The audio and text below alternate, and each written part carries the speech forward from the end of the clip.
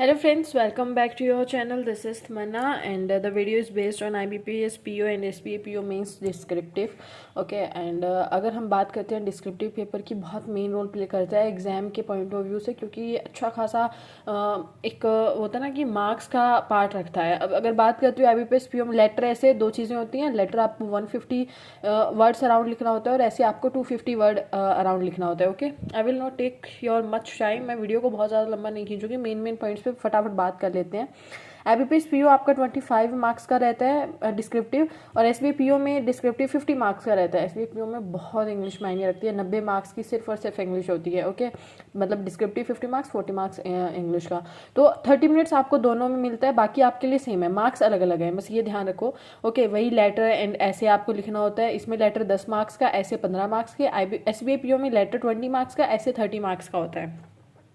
I think इसमें words भी शायद ज़्यादा होते होंगे, अब कोई बात नहीं, सो के वो देख लेंगे। आगे हम बात करते हैं कुछ एक फैक्ट्स की। मैं बात करूँगी जो एग्जाम के पॉइंट ऑफ व्यू से आप अभी से प्रैक्टिस करना शुरू कर सकते हो, या फिर एग्जाम में अगर आपको वो चीज़ें दिखें तो आप पैनिक नहीं करो।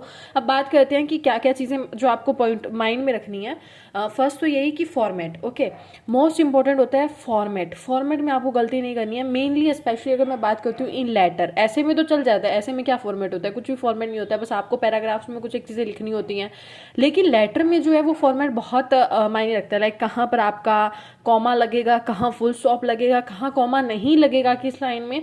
और एक जो चीज़ आपको ध्यान में रखनी है एग्जाम में, जो मैं फैक्ट्स की बात कर रही हूँ वो ये है, अगर एग्जाम में आप जैसे लेटर में क्या होता है, आपको लाइंस के बीच में आपको स्पेस देना होता है। जैसे यहाँ पर आपका एक एड्रेस आ गया, सेंडर एड्रेस आ गया, देन आपकी डेट लिखने से पहले आपको उन दोनों के बीच में एक लाइन का स्पेस रखना होता है। लेकिन एग्जाम में आप ऐसा नहीं कर सकते हो। एग्जाम में आपको डायरेक्ट दूसरी लाइन पे डेट लिखनी होती है, आप बीच में स्पेस नहीं दे सकते। तो वहां पर पैनिक मत करना या टाइम खराब मत करना कि ये स्पेस क्यों नहीं हो रहा है। ओके, दूसरी चीज़ बहुत इंपॉर्टेंट जो मेन रोल प्ले करती है वो है ग्रामर। अवॉइड मिस्टेक्स जितनी हो सकती हैं और use normal and easy way. मतलब मेरे कहने का मतलब है कि आप, अब मैं मेरी बात करती हूँ, I am an average student in English, और स्पेशली जब बात लिखने की आती है, बोलने की आती है, बोल तो फिर भी थोड़ा बहुत ठीक लेती हूँ मैं, अभी जैसे इंप्रूवमेंट्स हो रही हैं, पर अगर बात करती हूँ लिखने की, मैं बहुत गंदी हूँ इंग्लिश में। ओके, मैं लिखी लिखा इंग्लिश में गलतियाँ नहीं निकाल सकती, तो लिखना तो दूर की बात है। अब बात करते हैं कि उस वे में हम कैसे चीज़ों को प्रिपेयर कर सकते हैं, वो करते हैं। लेकिन इसीलिए मेरे जैसे और एवरेज स्टूडेंट्स के लिए मैं बात करूंगी, तो आप हल्के वर्ड्स यूज़ करो। वहाँ पर हमें किसी को इम्प्रेस नहीं करना है, हमें हमारी इंग्लिश नहीं झाड़नी है। नॉर्मल इंग्लिश में जितने वर्ड्स यूज़ करोगे आपके लिए उतना अच्छा होगा। ओके, तीसरी बात करते हैं रीचेक। मोस्टली यूट्यूबर्स हैं या फिर आई डोंट नो क्या चल रहा है यूट्यूब पे, बट मैं जब वीडियोस देखती हूँ ना, मुझे इतना फील होता है कि एटलीस्ट गलत नहीं बताए, नहीं बताना मत बताओ, गलत मत बताओ कि आप कम वर्ड लिख दो फिर भी हो जाएगा, कम वर्ड्स में भी काम चल जाता है। दूसरी चीज़ वो कुछ एक बोल रहे होते हैं कि इट्स ओके, स्पीड तो सबकी आ ही जाती है, नहीं आती है पेपर में। वहाँ पर एक जो मेन फैक्टर रोल प्ले करता है वो होता है हमारा डर। जो हम वहाँ पर लिख रहे होते हैं ना, मैं मेरी बताती हूँ, मेरे हाथ कांप रहे होते हैं। सो और वहाँ पर एकदम से आपको लाइंस बनानी भी होती हैं, माइंड में थिंक सोचना भी पड़ता है। तो जो आपको ऑनलाइन प्लेटफॉर्म्स हैं, ठीक है, जैसे अब गाइडली आपको ऑनलाइन प्लेटफॉर्म प्रोवाइड कर रहा है। अब वहाँ पर आप ना टाइपिंग करने की स्टार्ट कर दो, क्योंकि वो माइंड्स में एकदम से थॉट्स का आना और उसको लिखना वो एकदम 30 मिनट के अंदर नहीं होता है। You have to understand this thing. आप एक बार जो ट्राई करके देख लो, बहुत सही से ट्राई करोगे लिखने की, अगर लिखोगे तो वो गलतियां होंगी। और रीचेक मैं क्यों कह रही हूँ, रीचेक तभी कर पाओगे जब आपने लिख दिया, उसके बाद में आपके पास 2 4 5 मिनट एटलीस्ट बचते हैं, तभी आप उन चीज़ों को रीचेक कर पाओगे। और एक पेपर में चीज़ बताती हूँ, आप वापिस जाकर किसी चीज़ को ना सही नहीं कर सकते हो, ठीक है। आप या तो उस चीज़ को बिल्कुल रिमूव कर सकते हो, पॉइंट लगा दो एक लाइन को, ऐसा हो सकता है। मेरे साथ हुआ है पेपर में, मैंने ना बहुत सही से लिखा भी था। Even I got in IBPS PO mains 25 में से 16 नंबर मेरे आए हैं। मैं एवरेज स्टूडेंट हूँ, फिर भी आपको पता है मेरी, मोस्टली जो पर्सन मुझे फॉलो कर रहे हैं उनको पता है मेरी इंग्लिश किस लेवल की है, फिर भी मैंने चीज़ें रीचेक भी करी है, मैंने पूरी लाइन तक कट करी है कि एटलीस्ट गलतियां ना हो मुझसे। तो रीचेक बहुत इंपॉर्टेंट पार्ट है, और उसके लिए आपको टाइपिंग मिस्टेक्स को अवॉइड करना होगा, और इसके लिए आपको स्पीड बनानी पड़ेगी। सिंपल, ये आपस में पैरेलल चल रही हैं तीनों चीज़ें।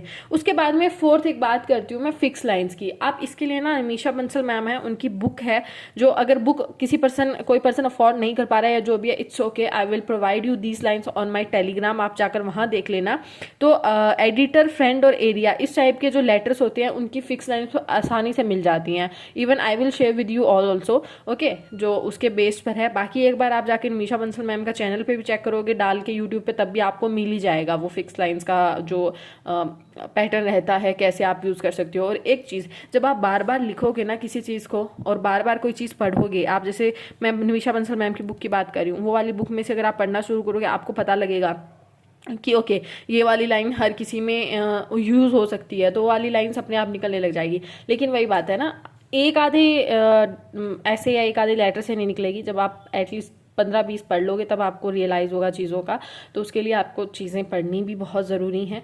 और एक बहुत इंपॉर्टेंट बात करूँगी कि अब ना क्या होगा कि इंपॉर्टेंट टॉपिक्स फॉर डिस्क्रिप्टिव ये वो पता नहीं क्या क्या चलने लग जाएगा यूट्यूब पर। तो उन चीज़ों को एक बात बताती हूँ मैं आपको, इंपॉर्टेंट टॉपिक्स की बात करूँ, हर प्लेटफॉर्म कोई ना कोई कुछ ना कुछ अलग बताएगा। तो अब मान लो मेरे सामने भी ना 20-20 टॉपिक्स आते थे, कोई कुछ बता देता था, कोई कुछ। मेरे माइंड में आता था कि तमन्ना तुझे तो इन टॉपिक्स के बारे में कुछ नॉलेज ही नहीं है, हाउ यू कैन। पेपर में ऐसा नहीं होता है, बहुत ईजी टॉपिक्स आएंगे, बहुत बहुत नॉर्मल आएंगे, ठीक है। अब जैसे पिछली बार आया था कोई फ्रेंड के रिगार्डिंग भी आया था लेटर आपका, और बहुत नॉर्मल आता है, ऐसे आता है, बहुत नॉर्मल आता है। आप वहाँ पर इजीली लिख सकते हो। ये यहाँ पर इतने इतने भारी भरकम से ना जो अभी चल रहे होते हैं वो करंट अफेयर्स है, वो डिस्क्रिप्टिव में क्यों देंगे भाई, ठीक है। तो आपको एक आधा ऐसा मिल जाएगा जो आप डिस्क्रिप्टिव में लिख सकते हो। उस चीज़ के लेकर पैनिक मत करना, ठीक है। हर चीज़ सच नहीं होती है यूट्यूब पर, ओके। फिर उसके बाद में प्रैक्टिस की बात करते हैं। आपको प्रैक्टिस कैसे करनी है? प्रैक्टिस के लिए जैसे मैंने बता ही दिया, गाइडली प्लेटफॉर्म है, 5 to 7 टाइम्स एटलीस्ट लिख कर जाना, तो आपको स्पीड का थोड़ा सा आइडिया हो जाएगा कि कैसे चल रहा है। इवन अभी आप एक बार 1-2 दिन में ट्राई करोगे लिखने का, तब भी आपको आइडिया हो जाएगा कि मेरी स्पीड कहाँ जा रही है और मुझे कितनी प्रैक्टिस की नीड है, ओके। सो आपको ये पॉइंट्स फॉलो करनी है और आप अच्छे से स्कोर ले सकते हो। जैसे अगर मैं 16 नंबर ले सकती हूँ, देन आई थिंक आप ले सकते हो। इवन मेरा इस बार खुद का मेरा टारगेट है, लेट्स सी क्लियर होता है मीन्स नहीं होता है, दैट्स अ नहीं होना है पता नहीं, पर मैं बता रही हूँ डिस्क्रिप्टिव, मैं खुद का टारगेट लेकर चल रही हूँ। मुझे इस बार 20 अराउंड स्कोर लेना है उसको, मतलब कहीं ना कहीं उसके अराउंड चली जाऊँ।